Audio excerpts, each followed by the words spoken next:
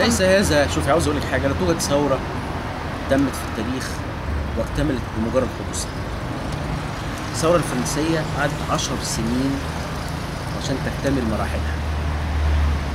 الثوره الايرانيه فضلت لغايه قريب من 79 لغايه قريب وان مراحلها لم تكتمل. حتى خرج رفسنجاني وبدا يقول لك يا جماعه نريد ألا نصبح أسرى مبادئ العصر القديم لأن الدنيا اتغيرت. أمريكا كارتر في 79 غير أمريكا أوباما وبوش، عشان كده يتم الانقلاب عليه وتنقسم إيران بهذا الشكل. الثورة الأوكرانية وعيشي وعدي ثورات في التاريخ كبيرة جدا. لا توجد ثورة تكتمل بسرعة، لازم لها مراحل اسمها مراحل انتقالية عشان تكتمل.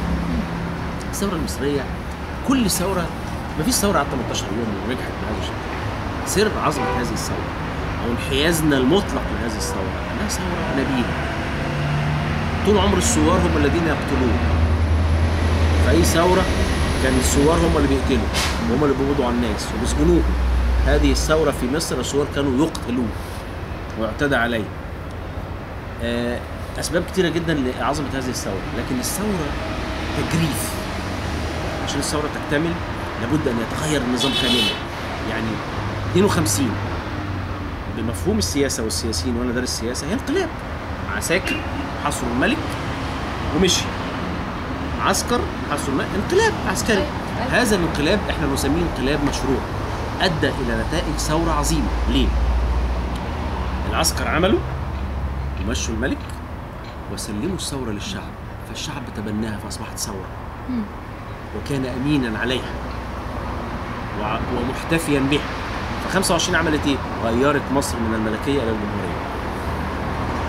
دخلت كل بيت، غيرت نظام التعليم، غيرت النظام الاقتصادي، لغت الاقطاع، عملت كل تغيير كبير ممكن يحصل. غيرت المجتمع. البشوات انتهوا، اللي ما كانش بيعرف يخش الجامعه دخل. غيرت الزراعه والتجاره والكل، دخلت في كل البيوت، مرت على كل مكان في مصر. هذه الثورة، لذلك قلنا ثورة ونحترم ونحب ونحتفي ونحترم ثورة 52. إذا ثورة عملها جيش وسلمها للشعب فكبرها الشعب واحتمى بها.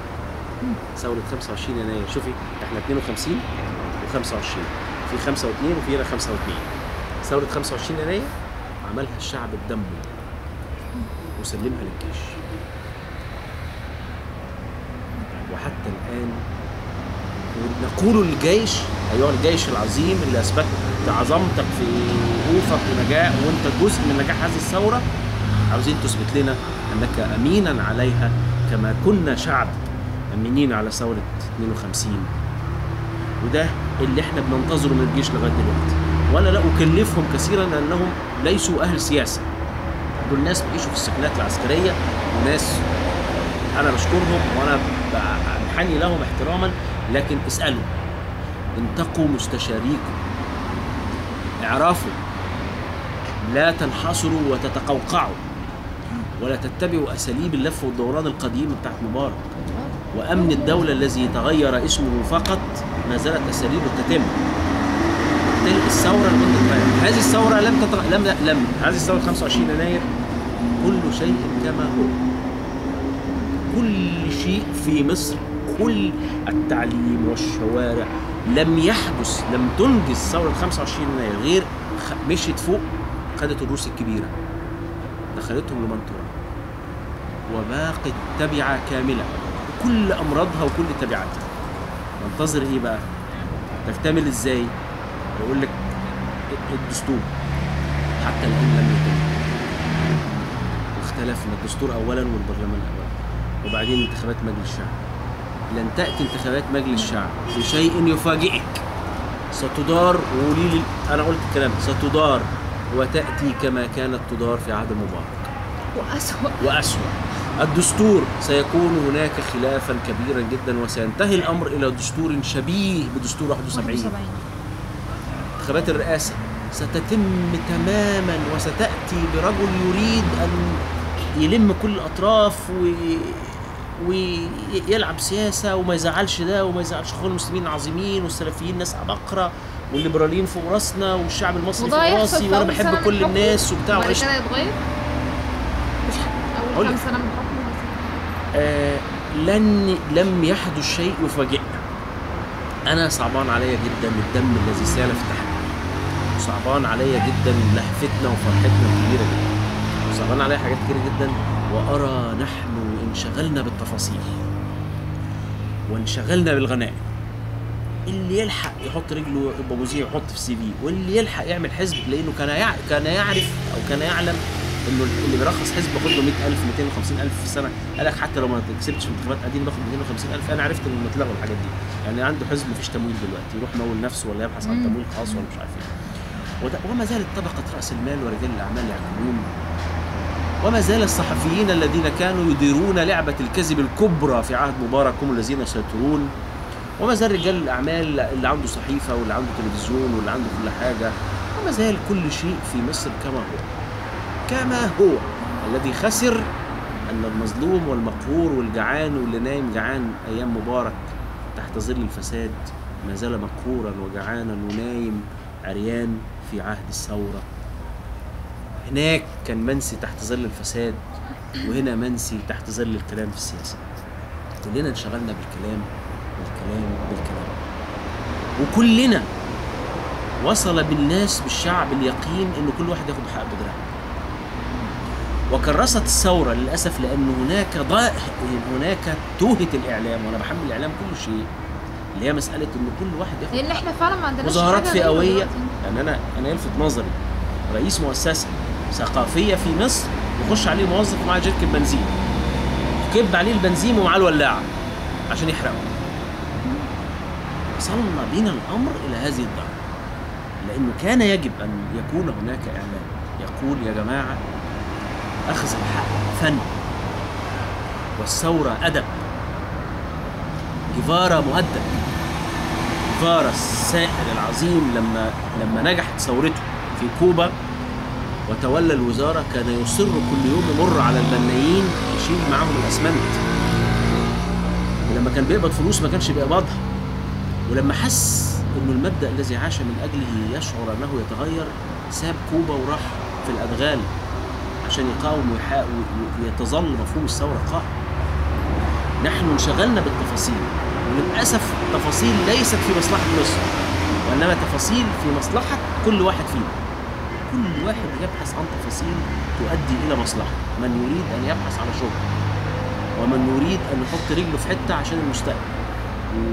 وسمعت الكلمه دي 100 مره، اللي مش هيعمل فلوس دلوقتي عمره ما يعمل فلوس. اتقالت لي لو ما قدرتش تعمل فلوس لعيالك دلوقتي عمرك ما هتعمل فلوس. اشمعنى دلوقتي؟ لان نحن نعيش حاله الفوضى، لما تضيع المعايير. بس على العكس يعني في ناس كتير جدا تقول يعني البلد ما فيهاش فلوس وما ينفعش انك تعمل فلوس فيها فلوس. فيها فلوس منين؟ انا قصة الحاله الاعلاميه. الحاله الاعلاميه كنا كام قناه؟ كنا كام قناه في عهد مبارك المخلوع؟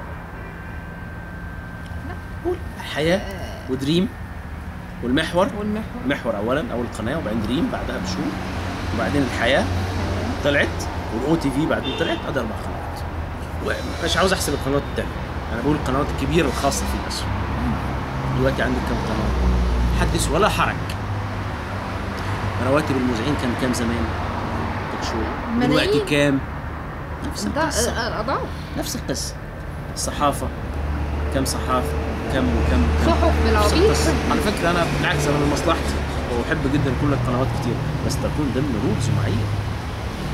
الحاله لم تكن تستوجب قنوات جديده، الحاله كانت تستوجب ميثاق شرف، كانت تستوجب ان يكون هناك وعي في اداره المرحله الاعلاميه.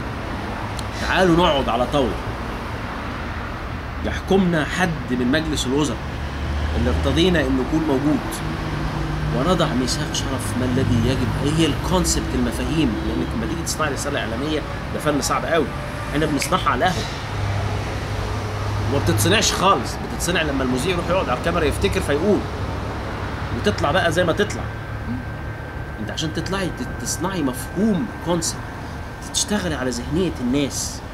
كان في 2 مفاهيم لابد ان يتم الشغل عليهم في الاول. أولا عدم العجلة والتسارع، واستحضار حالات الثورة التي تمت في العالم وخدت كام سنة حتى أدت إلى نتائج سليمة. كونسبت تاني يعني ده هو عدم الاستعجال. كونسبت تاني اللي هو هناك أساليب لأخذ الحق وهناك طرق، وأين تقف حريتك لتبدأ حرية الآخرين. من حقك تطالب وتعتصم، بس مش من حقك تقف في الشارع، ومش من حقك تقف في مجمع التحرير، ومش من حقك تهدد باقتحام قناة السويس، ومش من حقك تقف في المناطق الحيوية في مصر. الدبة قتلت عيالها لأنها حمارة جهل.